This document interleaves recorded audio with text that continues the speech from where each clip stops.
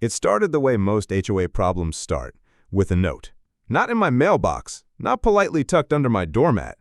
No, Karen had slid it under my door like a ransom demand, folded twice, scrawled in sharp, impatient handwriting. "I'll be using your driveway for my guests on Saturday. HOA says it's fine. Don't park there. Thanks in advance." I read it twice.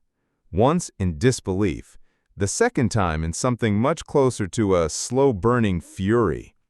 My driveway isn't some patch of cracked asphalt anyone can claim. It's a wide slab of concrete, shaded by a massive oak I planted myself 12 years ago, positioned neatly against the side of my house. I keep it pressure-washed, spotless. It's mine, bought and paid for. But Karen? She had other ideas. She lived 3 houses down, the self-appointed queen of the homeowners association. Short blonde bob, sunglasses even in cloudy weather, a voice that carried across lawns like a siren. And she'd been on my bad side ever since she fined me for having my recycling bin visible from the street for longer than 12 hours. That had been my first HOA violation in 15 years of living here. This wasn't a request, it was a declaration. And she'd already stapled flyers on the neighborhood notice board. Spring Fete at Karen's, Saturday, 6 p.m. Parking available on my property and adjacent drives with permission. The words "with permission" hit like a punch to the gut because I hadn't given any. Saturday came, and sure enough, my driveway wasn't just used, it was invaded. 4 SUVs and a pickup truck were lined up like they'd just rolled into a dealership lot. They weren't neighbors' cars either. These had out-of-state plates. The party noise from 3 houses down was already swelling. Music, laughter, the clinking of champagne flutes. I stood there, coffee mug in hand, staring at the sight like a general surveying enemy troops on his lawn. I could feel that particular tightness in my jaw, the one that shows up right before I stop being polite. It would have been easy to march down there, raise my voice, and demand the cars be moved, but easy isn't always effective. And if there's one thing you learn living under an HOA like ours, it's that pettiness is an art form. So I pulled out my phone. The voice on the other end of 911 was calm, measured. 911, what's your emergency? I'd like to report multiple vehicles trespassing on private property and possible illegal event activity. Large gathering, unlicensed parking situation, maybe exceeding safety limits. The dispatcher's questions came quickly. Address, description of vehicles, estimated number of people at the gathering. I answered each one carefully, giving them every detail, down to the champagne flutes and the way cars blocked not only my drive, but part of the street. She told me officers were on their way, and that was when the countdown began. From my front porch, I had the perfect vantage point. Karen's backyard was a hive of pastel dresses, loud laughter, and the faint sound of a string quartet playing something expensive-sounding. She was in her element, floating between clusters of guests like a socialite at a garden party, blissfully unaware that the storm was rolling in. The first squad car arrived in under 10 minutes, lights off, just coasting to a stop. Then another pulled in behind this one, lighting up in blues and reds that danced across the cul-de-sac. The chatter from the party faltered.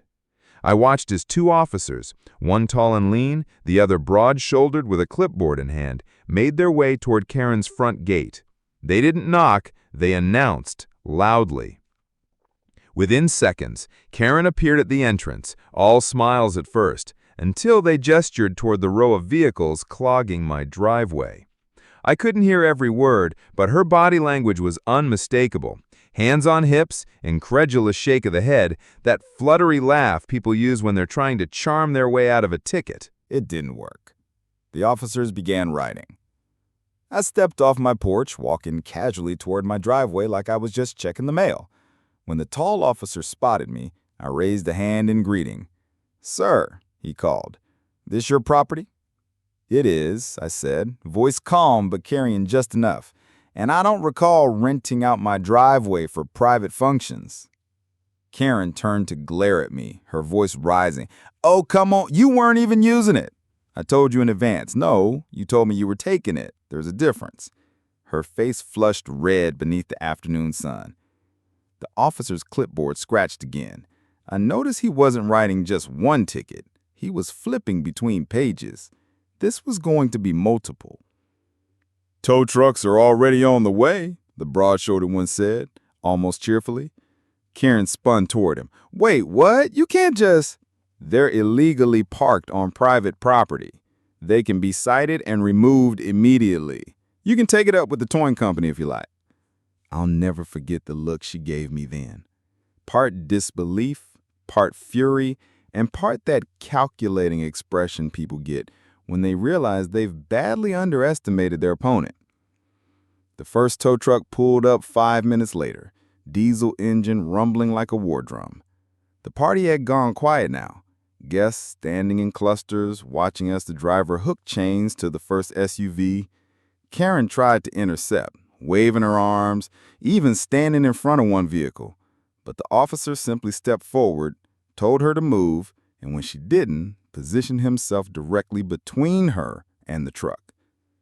By the time the second tow truck arrived, the crowd was thinning.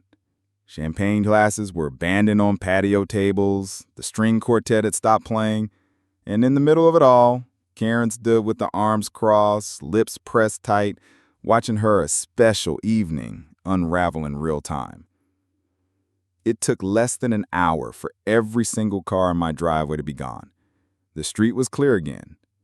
I leaned against my mailbox, sipping my now cold coffee, and called out as the last truck pulled away. "Thanks for the cleanup, Karen. My driveway hasn't looked this good in weeks." Her glare could have burned through concrete. But I wasn't done. Because in this neighborhood, when someone like Karen tries to take from you, you don't just take back what's yours. You make sure they think twice before trying again. And I had a plan for that too. I figured Karen would lick her wounds in silence after the tow truck fiasco. I was wrong. The very next morning, I found a bright yellow HOA violation notice taped to my front door. Improper lawn maintenance. The kicker? My lawn was perfect, neatly mowed, edged, and greener than half the neighborhoods thanks to my sprinkler system. Karen wasn't just embarrassed, she was retaliating.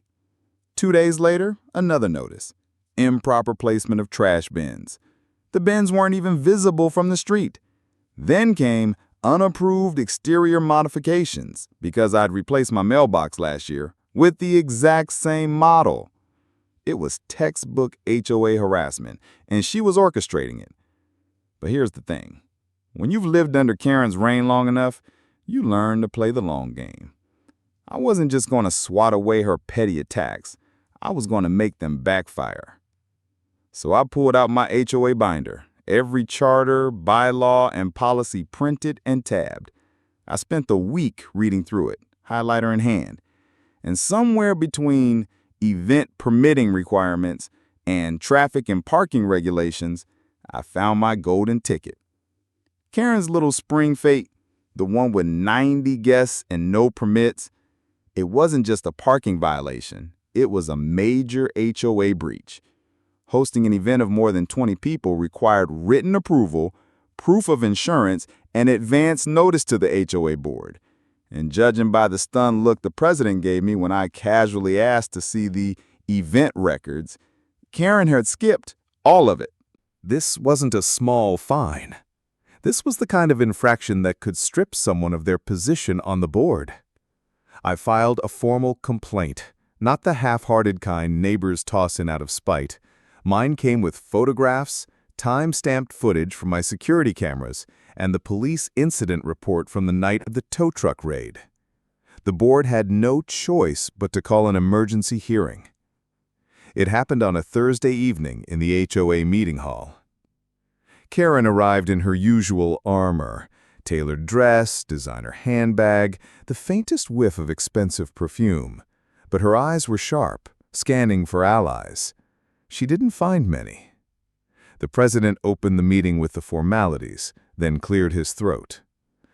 "We have a serious matter to address regarding an unauthorized event held by board member Karen Whitfield."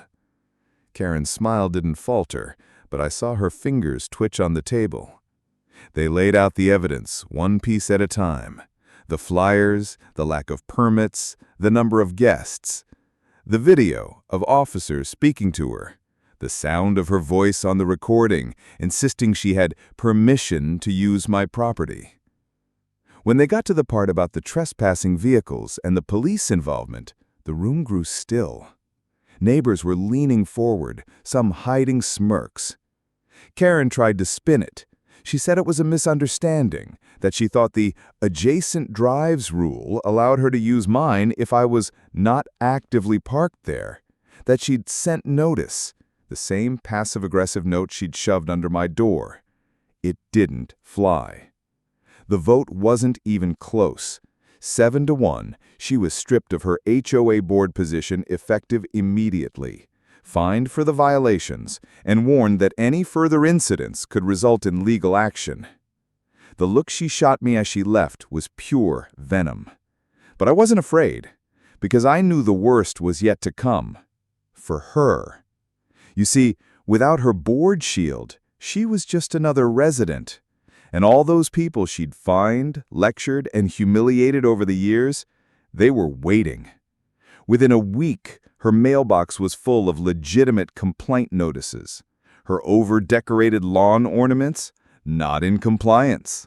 The string lights she loved to keep up year-round, improper seasonal display. Her weekly army of landscapers with noisy leaf blowers, disturbing the peace. I didn't even need to lift a finger. The neighborhood she once ruled over was turning on her like wolves scenting blood. One afternoon, I saw her struggling with a heavy trash bin at the curb. A car slowed, the driver rolled down the window, and I caught just a bit of the exchange. Funny how you used to fine people for this exact thing. But the final nail in the coffin came a month later. Karen decided to host another gathering, this time smaller, maybe 30 people. She followed the rules to the letter. The problem was, no one wanted to come. Word had spread about her little downfall, and the neighborhood socialites she once courted were suddenly busy or out of town. I watched from my porch as a few stray guests trickled in, stood awkwardly in her yard, and left within an hour. The music stopped early, the lights went out before 10 p.m. She never tried to use my driveway again. And me? I reclaimed my peace. My property stayed mine, my lawn stayed perfect, and my evenings were free of unsolicited notes shoved under my door. But every now and then, when I see Karen walking her tiny dog past my house, I catch her glancing at my driveway, not with entitlement anymore, but with that distant, bitter look of someone who learned the hard way that you can't take what isn't yours without paying a price. And I just smile. Because in this neighborhood, revenge isn't about yelling or fighting. It's about patience. It's about letting the countdown run all the way to 0 and watching the fireworks go off in someone else's yard.